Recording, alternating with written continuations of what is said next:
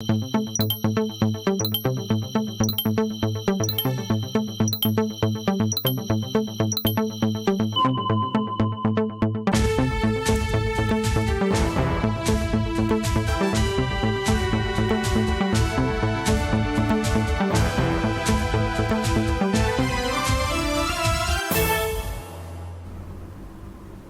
travailleurs du monde entier célèbrent ce 1er mai la Journée internationale du travail.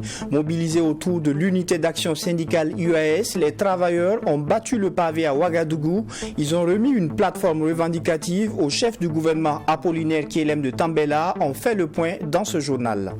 Plus d'une semaine après le drame de Karman suscite toujours des interrogations. La question a été abordée au journal du dimanche soir par Geoffroy Vaha et ses invités. La teneur des échanges à suivre dans un instant. Et enfin en sport, 27e journée du championnat national de Ligue 1, Majestic était opposé à l'AS Douane ce week-end. Score final 3-2 pour l'AS Douane. Réaction et commentaires dans ce journal. Voilà pour le sommaire. Bonjour et merci de choisir True TV pour vous informer. En marge de la traditionnelle célébration de la Journée internationale du travail commémorée chaque 1er mai, les travailleurs ont battu le pavé dans la capitale Ouagadougou.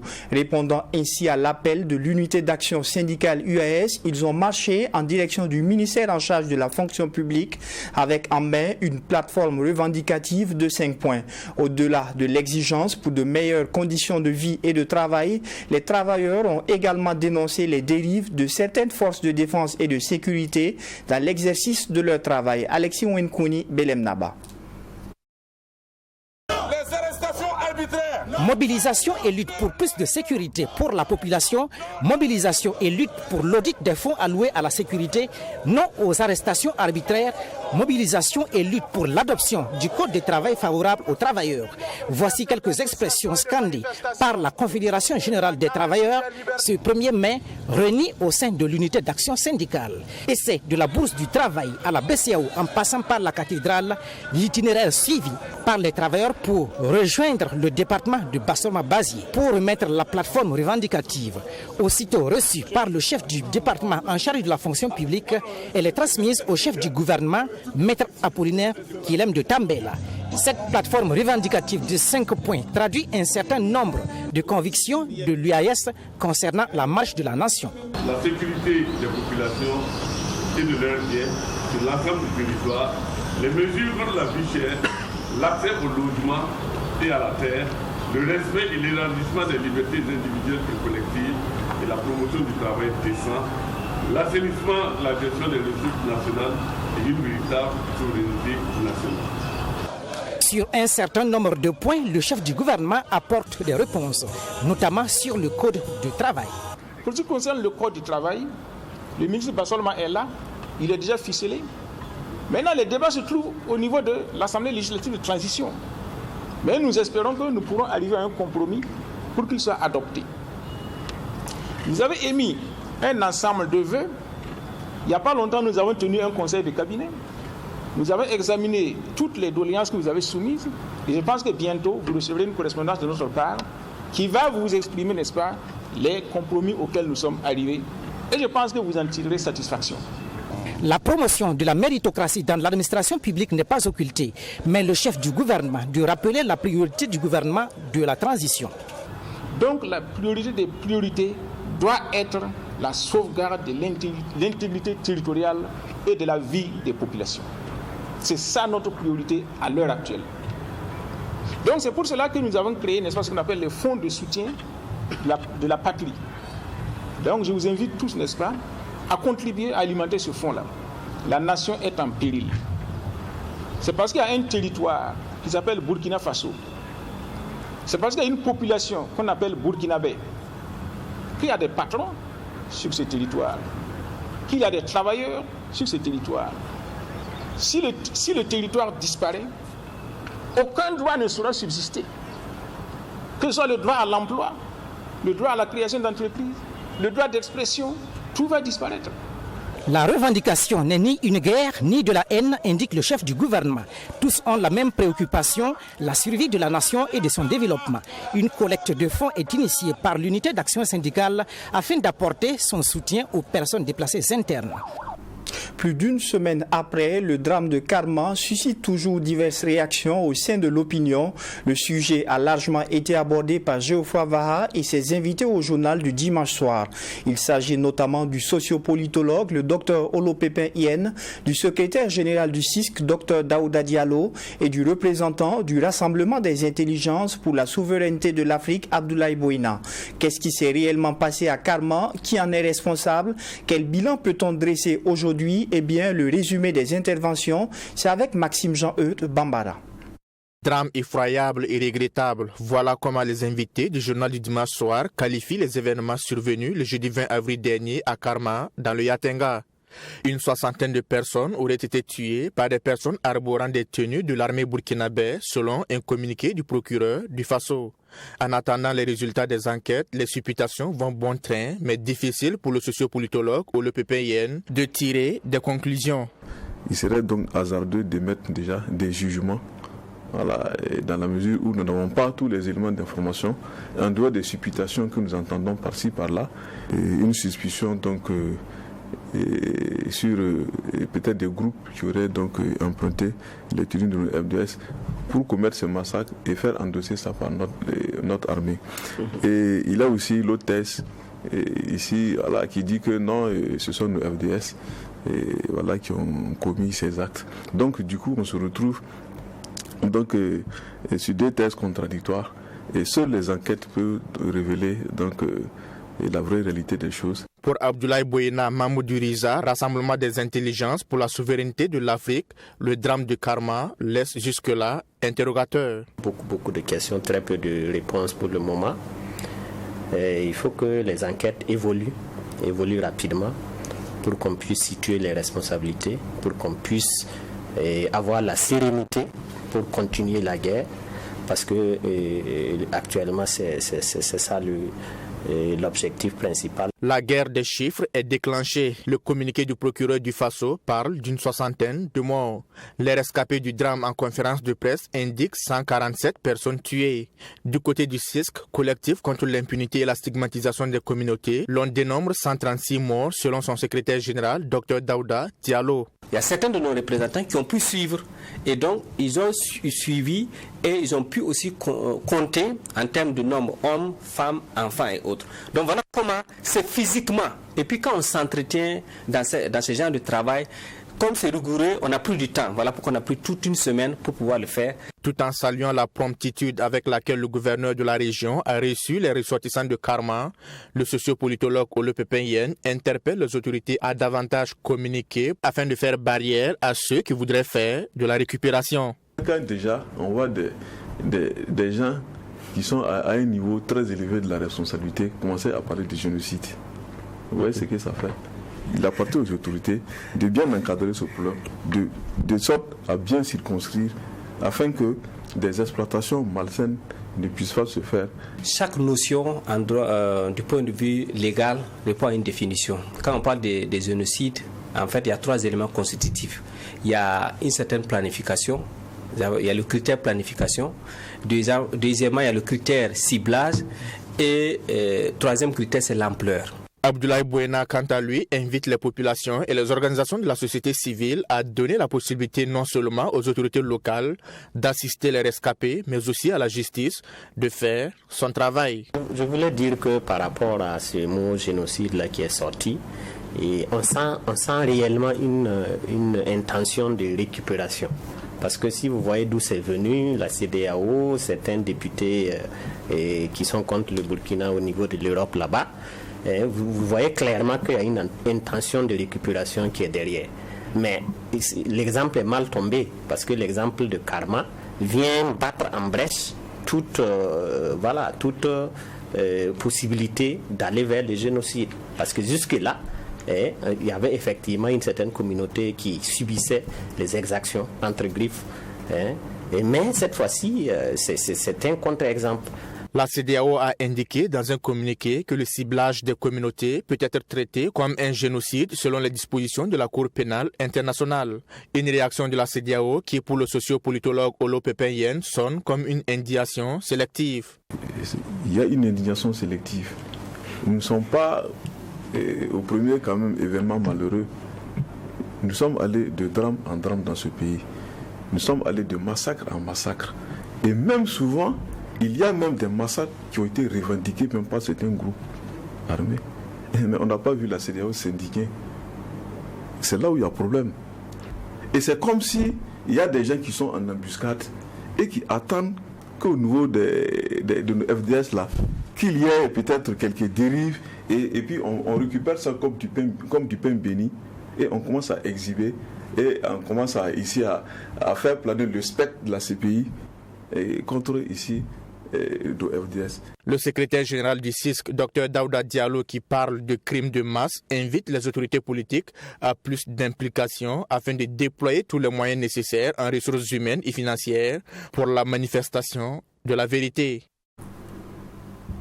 Allons à présent à la découverte d'une institution qui lutte contre la fraude au Burkina Faso. Créée en 1994, la Coordination nationale de lutte contre la fraude, puisque c'est d'elle qu'il s'agit, a pour mission de lutter contre toute forme de fraude sur l'ensemble du territoire national, qu'elle soit fiscale, douanière, économique ou environnementale. Service hétérogène regroupe plusieurs entités et expertises nécessaires pour mener à bien ses missions. Installé le 27 janvier dernier, le 8e coordonnateur Yves Kafando partage avec nous la nouvelle dynamique qu'il entend apporter à la coordination. Le reportage est signé Maxime Jean-Eudes Bambara. Structure rattachée au ministère de l'économie, des finances et de la prospective, la Coordination nationale de lutte contre la fraude a pour mission de mettre en œuvre la politique nationale de lutte contre la fraude en matière fiscale, douanière, économique et environnementale. Elle est donc composée de plusieurs entités et expertises, notamment la gendarmerie nationale, la police nationale, la douane, le service des impôts, des fiscalistes, de représentants des ministères en charge du commerce et de l'environnement. Mais comment peut-on définir la fraude? Il faut dire que la fraude, c'est toute importation ou toute déclaration qui a été faite donc en dehors de la procédure réglementaire prévue en la matière. Dès lors que vous menez des activités en dehors donc de ce qui est prévu par la loi, ce que le législateur a défini, dès lors que vous menez des activités en dehors de cela, c'est de la fraude. Porté à la tête de l'institution le 27 janvier dernier, Yves Kafando entend insuffler une nouvelle dynamique à la coordination afin de réduire la fraude à sa plus simple expression. C'est de faire connaître davantage les activités de la coordination, les actions que nous menons sur le terrain. La nouvelle dynamique consiste à une dynamique participative de la population, les amener à comprendre les actions que nous menons et dans l'intérêt général, parce que cette structure, elle concourt effectivement à travailler, à assainir les finances publiques. De la saisie des poulets surgelés à Ouagadougou et Kombisiri, à la saisie des amphétamines et explosifs dans le quartier Larlé, en passant par la saisie de carburant, d'importants résultats ont été engrangés. Les plus récents sont le démantèlement d'un dépôt illégal de gaz et la saisie de 45 tonnes de produits prohibés. Des cas de fraude qui ne sont pas sans conséquences sur l'économie nationale. Nous n'avons pas tout de suite et maintenant des chiffres à vous communiquer, mais il est évident que quelqu'un qui devait passer par la procédure normale, acquitter son devoir citoyen civique en payant son impôt, les finances publiques se porteraient mieux. Mais quand on contourne les procédures, la réglementation, ce type d'activités ne permettent pas effectivement d'obtenir des ressources pour alimenter les finances publiques. Selon l'inspecteur central des douanes Issa Compaoré, membre permanent au niveau de la coordination nationale de lutte contre la fraude, les types de fraudes les plus fréquents sont ceux douaniers et fiscaux. Nous travaillons ici beaucoup sur les renseignements, des avis de fraude que nous recevons, des indicateurs, tout. Et après avoir reçu ces informations, nous essayons quand même de les approfondir à travers des enquêtes. Voilà. Et maintenant, s'il s'agit aussi des contrôles d'entreprise, nous travaillons en synergie avec les différents membres permanents, à savoir le membre permanent impôt, le membre permanent commerce et le membre permanent environnement. Donc à l'issue de ça, nous associons toutes les informations que nous avons et nous essayons de tirer les conséquences nécessaires. La coordination nationale de lutte contre la fraude dispose d'une brigade mobile qui est son bras opérationnel et qui appuie les différents membres permanents dans l'exécution de leur mission. Elle mène également des investigations et procède à des saisies de produits frauduleux selon son premier responsable, Victor Kemtarboum. Mais les principales difficultés restent le manque de collaboration des populations et le manque de moyens financiers. Nous ne sommes pas souvent bien compris et c'est connu de tous. Généralement, les gens pensent que voler l'État n'est pas voler. En ce sens, les gens couvrent beaucoup plus les fraudeurs que d'assister les gens qui interviennent pour arrêter cette fraude.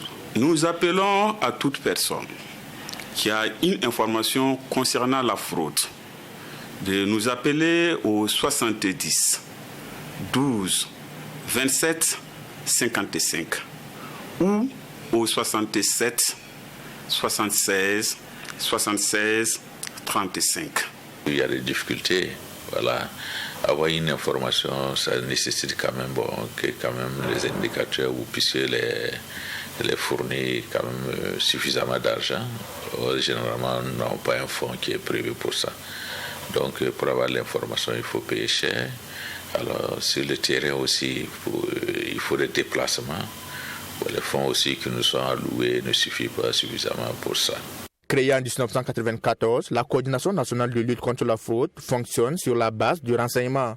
Et le principal vecteur de lutte contre la fraude, selon le coordonnateur Yves Kafando, demeure la population. Ce dernier appelle donc les populations à une franche collaboration afin de mettre fin à ce phénomène qui met à mal l'économie nationale. Direction l'Université Joseph Kizerbo pour la soutenance de thèse de doctorat unique en histoire africaine du docteur Alain Daboné. Son travail a consisté à décortiquer l'origine de la culture Bissa. Alain Daboné révèle que les Bissa ont pour origine le nord du Ghana. À l'issue de la présentation et de la délibération, il a été sanctionné par la mention très honorable Fatima Tanikiema. Dans son document, Dr Alain Daboné révèle que les Bissa viennent du Nord Ghana. Et c'est cette communauté de base installée au Burkina Faso qui s'est élargie grâce aux communautés venues d'ailleurs pour former le peuple Bissa. Il s'agit entre autres des communautés d'origine Mouaga, Gurunsi et Dagomba. C'est donc cette diversité qui fait la culture Bissa, explique le docteur en histoire africaine Alain Daboné. Parler de culture authentique Bissa, c'est une aberration. Voilà, je dirais que la culture Bissa aujourd'hui est la résultante de ce brassage-là. Et il est intéressant qu'à l'échelle de notre communauté, on comprenne cela.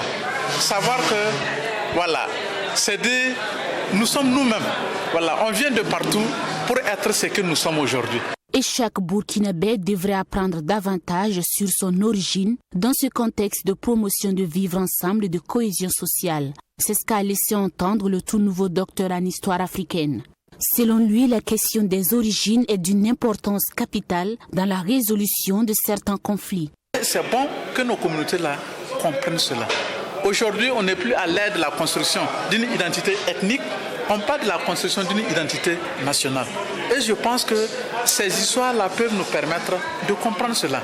On ne peut pas comprendre que non, à l'époque précoloniale, les communautés, avec leur diversité de provenance, arrivaient à mieux cohabiter, à vivre ensemble, alors qu'aujourd'hui, on a un schéma d'État et malgré tout, on se rend compte que le vivre ensemble, vraiment, on souffre. Le docteur Alain Daboné, pour abroger cette souffrance, compte bien approfondir ses recherches en prenant en compte les suggestions des membres du jury. Son souhait, c'est de divulguer les résultats de ses recherches au profit du grand public et espérer que les politiques aussi les prennent en compte.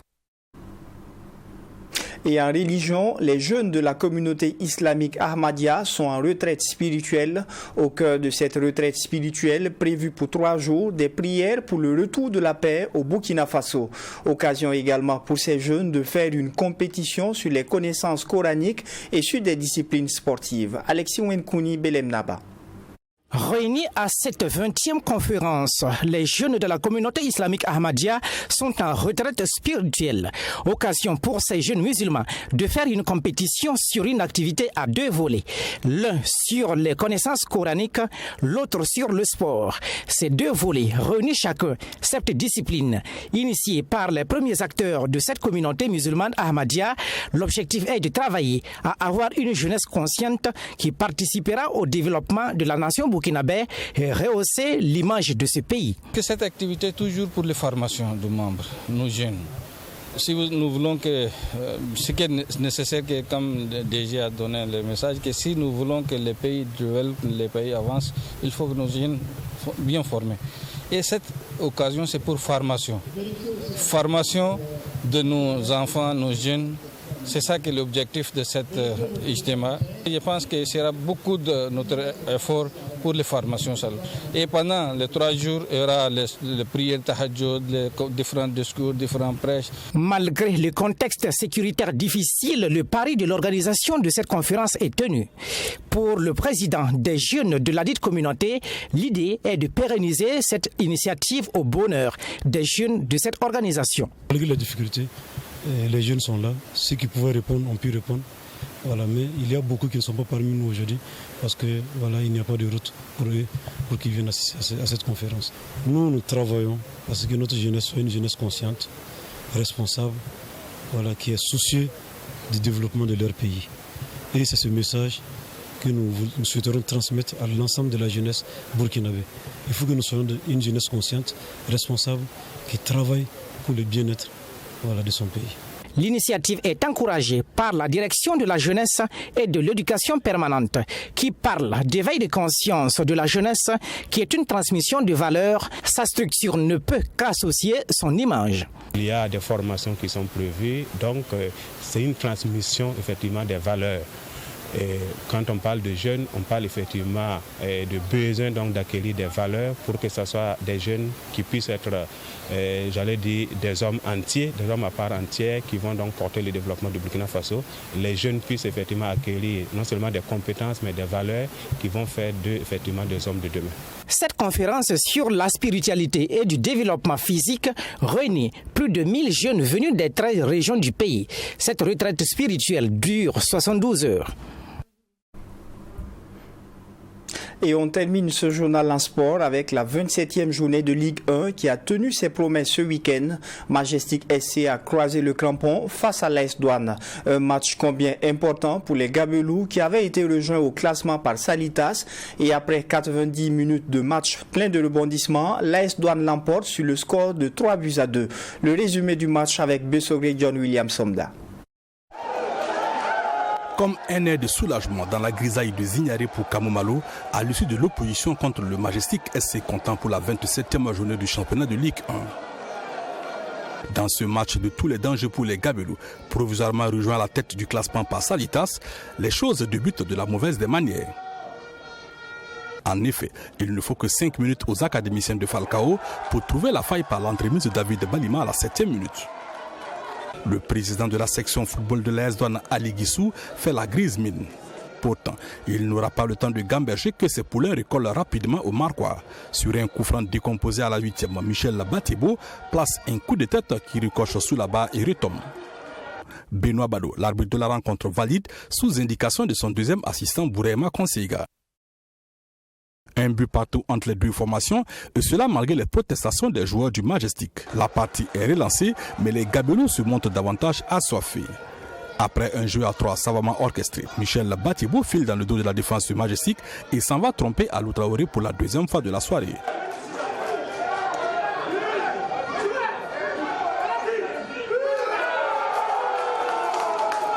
Deux buts à 1 en faveur de l'AS Douane qui profite par la suite d'un pénalty manqué de bienvenue au Ouedraogo à la 17e pour regagner les vestiaires sous une forte pluie.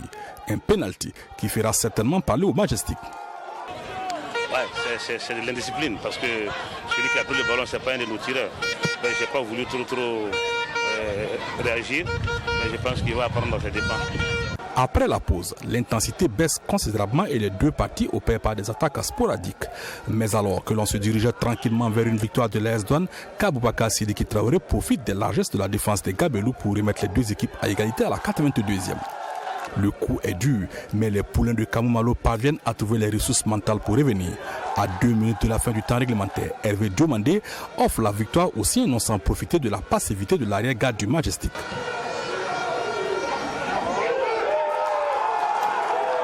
3 pour les douaniers et 2 pour les académiciens dans un match où la différence sera faite au mental. Justement, c'est quand on est dos au mur que l'homme doit se révéler. Voilà, et je pense que vous avez vu le match ce soir, ça n'a pas volé haut techniquement, mais dans l'envie, dans l'engagement, tout y était. Et puis il y a eu une belle réaction de mes garçons, et c'est ce que je retiens. Et dans ce championnat-là, vous savez que l'adversaire direct, le concurrent direct, j'allais dire, poursuivant direct, a gagné hier. Il fallait que les garçons fassent le job aujourd'hui. Et je pense que nous gardons notre destin en main. Du côté du Majestic, c'est une défaite quelque peu difficile à avaler. Néanmoins, le club reste toujours optimiste dans cette course aux places d'honneur du championnat. C'est sûr un match difficile pour nous parce que nous savions que l'adversaire était sous pression et nous on allait subir la pression. Donc il fallait se préparer. Je pense que les garçons ont répondu, même si on a commis quelques erreurs qui nous ont valu beaucoup de difficultés vers la fin. Mais dans l'ensemble, je pense que ça a été un bon match pour nous. On avait à cœur quand même de gagner ce match parce que comme je l'ai dit, notre objectif c'est d'atteindre au moins les 40 points. Donc on pensait continuer ce soir encore avec une série de victoires ou de matchs nuls. Mais malheureusement, on a tombé sur une équipe qui était déterminée, qui était plus chanceuse que nous. Ben, c'est le football, donc on va se mettre au travail. Il nous reste 3 journées. On va essayer de les négocier à fond pour voir ce que ça va donner. Avec 58 points contre 55 pour Salitas, l'AS Douanes peut être sacrée championne avant l'ultime journée du championnat. Mais pour ce faire, il faudrait impérativement battre Salitas dans une semaine avant de souffrir une fin en apothéose lors de la journée suivante et boucler la boucle à Bobo face à Vitesse au soir de la 30e journée. Et c'est la fin de cette session d'information de la mi-journée. Merci de l'avoir suivi et bonne fête du travail à toutes et à tous.